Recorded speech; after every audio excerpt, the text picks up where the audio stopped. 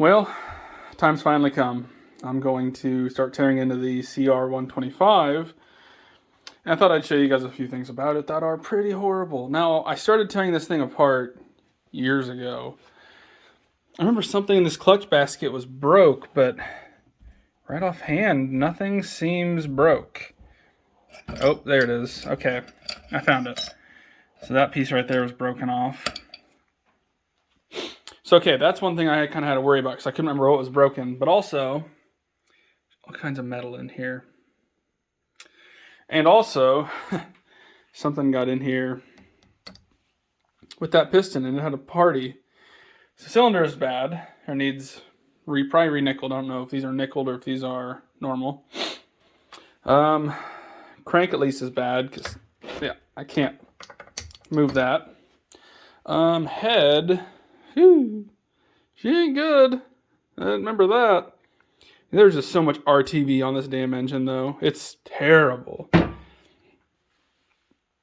So, might have worked it out, even with this O-ring gasket. Someone RTV'd it. They left the O-ring in. They RTV'd it.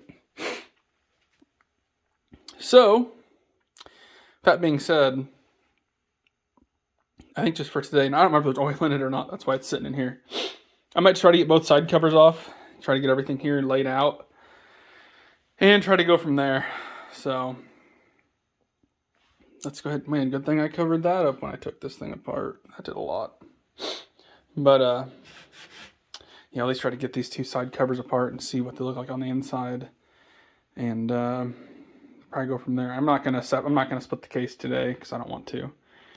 So, I guess we'll go to time lapse. And we'll see what destruction is going to come towards. Actually, I don't even know if I have a flywheel puller. So that could stop me from even trying that side. But we'll at least get this side apart, lay everything out so I kind of know what goes where, and go from there.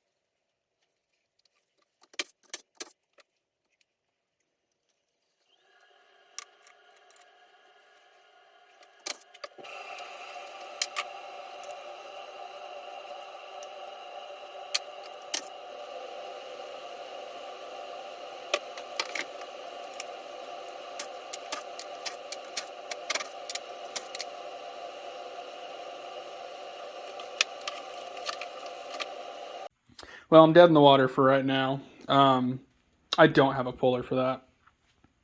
I have one for every single one of my three-wheelers, but not this bike. So, I'm going to be done for this for now, but as you can see, I've just been taking things off, kind of laying them in some kind of a way to where it makes sense to when I come back to it. And also, when I took off, I think this gear up here, this nice little chunk of metal was in there. And the other weird thing is now there's some, there's still, this thing's kind of halfway frozen. So work with me for a second here. There we go. Now this thing turns halfway decent, you know, like not well, but a lot better than it did before, which now is the worst it's turning. So yeah, that's good. But so something on that side, it seemed like was binding it up, but by the amount of steel that was in the other side, or metal shavings, or whatever you want to call it, I'm still going to split this case and at least open it up, make sure all the bearings and everything are okay. If worst comes, if nothing else, it's getting new crank bearings and seals. Because the last thing that I want is to put this much time and energy into the 125 three-wheeler and then automatically just have the lower end shuck itself out, and then it's like, well, that was cool for 37 seconds. Which might happen anyways, we'll see. Depends if the frame holds up and the cooling system in this thing works, and then I put the lower end back together correctly, and then I actually time it correctly, and then I make it run. And I get all the parts to do it. Now hopefully though, in all reality, the bottom of this thing, lower unit of this thing, wow, what the hell happened there? Sorry, I just realized that thing is not supposed to be like that. That's had something broke off, it looks like. Should be a cap or something on the end of there, I think. I really don't know. That's less than ideal. Because if that's the case, then I need to see if that's repairable or get a new case half. Because that should be where the Kickstarter goes, I believe. So that's not cool. But, sorry, just noticed that. I lost my entire train of thought too. But basically, I'm going to get that, split it apart, make sure we're good inside, and go from there. And I hope everything's okay, because I actually might look into a right side case, just because the right side clearly is the less abused side, because normally your chain comes off and it breaks your left side case. So I might even just look into a new side case on this thing. But if nothing else, I do want to get in there, clean up all the gears, make sure if there is any metal in there, I get everything cleaned out. I probably also need to look into how the below the piston where the crank's at, you know, where the fuel goes before it comes back up. I need to make sure that's all still good too, because who knows how scored up that could actually be if it did get a bunch of metal down in there. So one thing at a time, it just seems to be getting more and more fun. So if you want a continuation with all this and watching the actually we'll see how long this takes to get here. But I'm going to probably sign off the video now and just say if you want a continuation of following along with this entire thing, we will break this up into 2 parts, because getting in there could be a longer video as well. So like I'm trying to say for the 5th time, if you'd like to see a continuation of me doing this and building it into a 3-wheeler, please subscribe, because hopefully when it's done, it'll be pretty cool. So thanks for watching, everybody. Sun's up. The video wasn't really all that long once I actually went through it.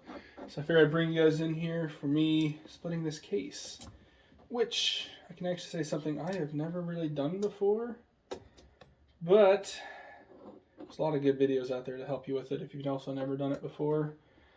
Obviously I did pull off the flywheel, and this is one of those things. Make sure you get the right tool to do it with. Save you time and headaches. And then there obviously was the electronics behind it, which I screwed up. You don't actually have to undo these screws that are on here, but they were stripped out anyways. Plus, somebody's cut that, so I might just go ahead and get a new, whatever that little piece is. Anyways, that way I know things are going to be done correctly.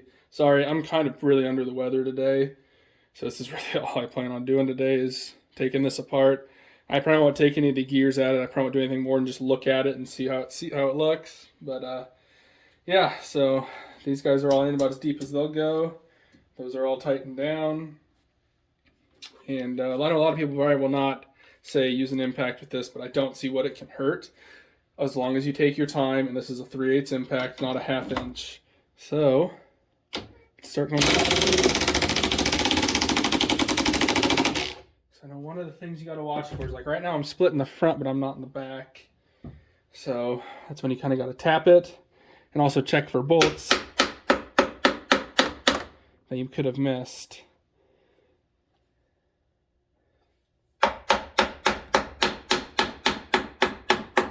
This is where I wish I had my rubber mallet, but I don't. Which we're splitting everywhere good except for right here, which this could be hanging up. Sometimes you just tap on this, that'll help. And that did it. So let's do a little bit more and then keep watching. The front is still way wider than the back. So that's it almost seems like I can almost get it off my hand right now. But I'll just keep going a little more with this. And I really want to keep this piece connected in there. So I'm just going to tap it in a little. Because I don't want to fight this seal once I've got everything off.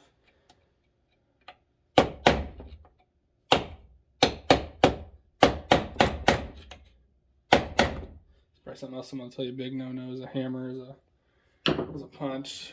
In reality, I guess I do have my normal punch right here.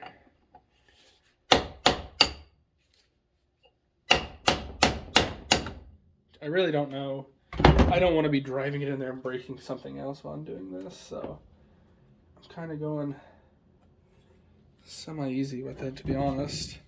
This side still isn't up as much. There she goes. That's what we wanted. I'll go in a little bit more. I think I don't need to. Yeah. So that thing's bottomed out. Try to bring it back just to get it back in its threads. So theoretically, that should happen. Oh boy. There's a lot of... Whew. There's a whole lot of metal in there. That is what some might call less than ideal. So now the question is, who made the metal? So I'll get you in here. As you can see right there, that's all metal on that gasket. A whole bunch more right there in that oil. I mean, everything seems to spin okay. But what is boogered up is the question, whether it's like this bearing or them bearings actually don't look too bad. Ooh. So, no, that's just a washer on there, which that one would have came off of right here. So I want to keep all those washers in the right places. So when this goes back together, it's imperative everything goes back to where it was. Which is why I did forget to mention, make sure you put your washers back so you know where they are. Like I'm going to leave that dowel there and that dowel there just because that's where they're supposed to be. Yeah, I almost wonder if maybe then this thing broke, it got in there and ate itself up, because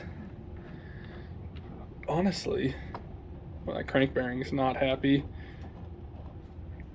I don't know if you can hear that.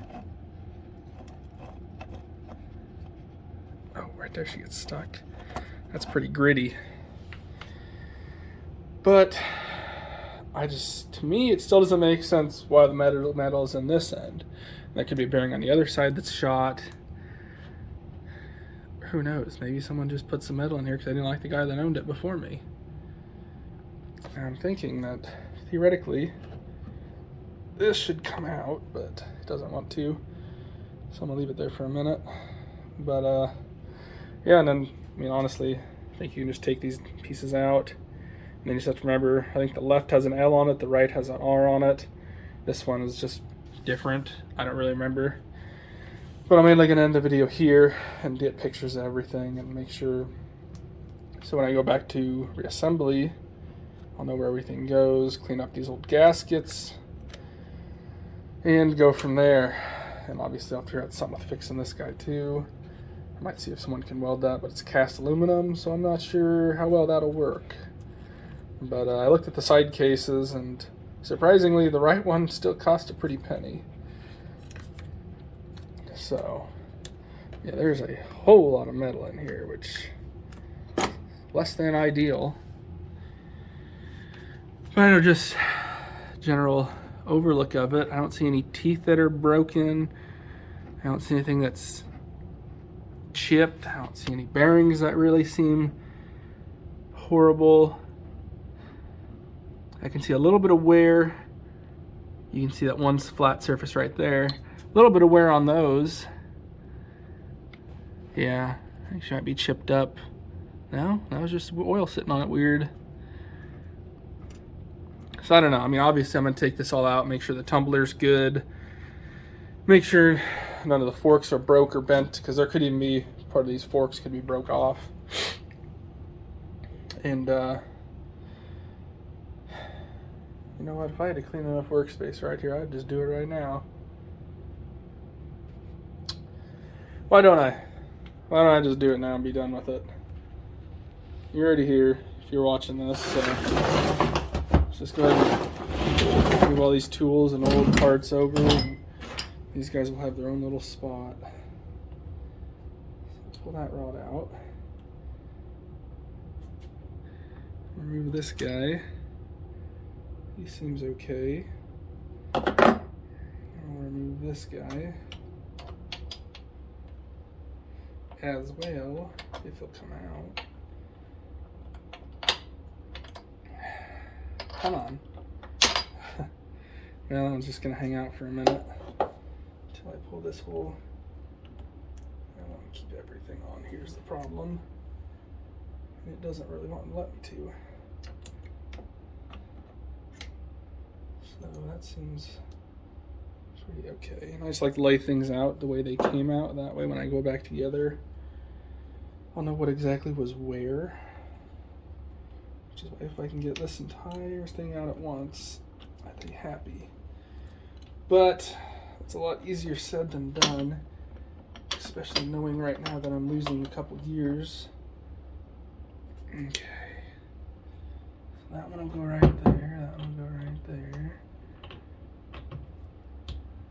That. This guy goes with this guy. This piece was down. So this is the right. This is the left. And this guy has to go with its washer. And whatever that piece is. Get back in there now. There, and this washer needs to stay on the other side. I know what some guys do when they do this is they use zip ties, and they can just strip off all this stuff, put it onto a zip tie, and then you know everything's in order. That's when you would just take one gear off at a time, string it on the zip tie, tie it together. And bearings don't really feel too bad. Let's go ahead and pull that tumbler out.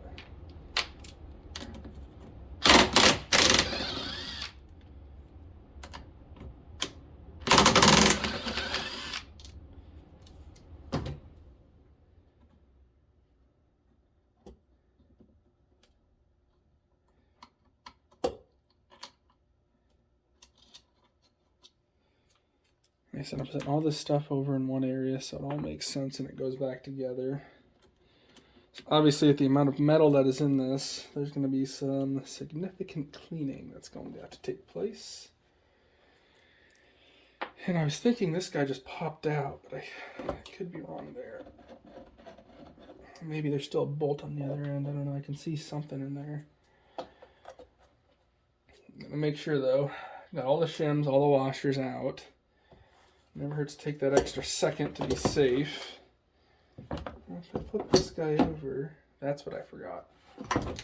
Once you take that tumbler out, you have to take out this, which I don't think anything I have here is deep enough to do that. So maybe they are. My sockets are not in order right now. Yeah, that's close. Let's see what we can do here. The downside is now it's going to try to spin. is less than ideal.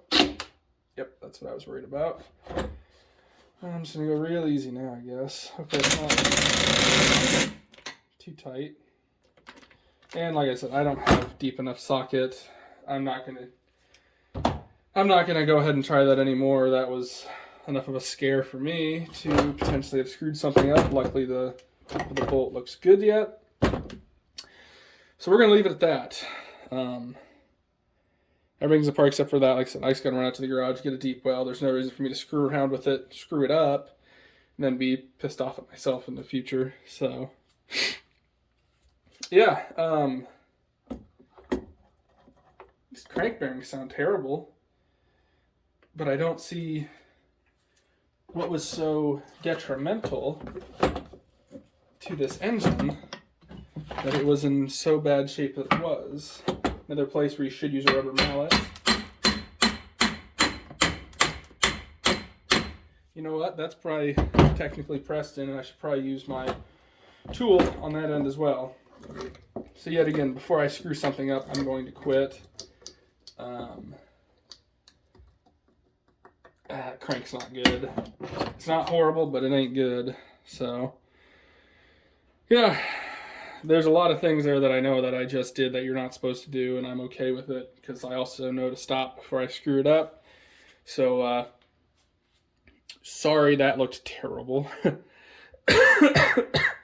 But I'm just trying to kind of rush through things for no apparent reason. But that's pretty much how you do all that. So, this is actually the end of the video this time. After doing the time lapse with tearing it apart, it seemed like my video was way short.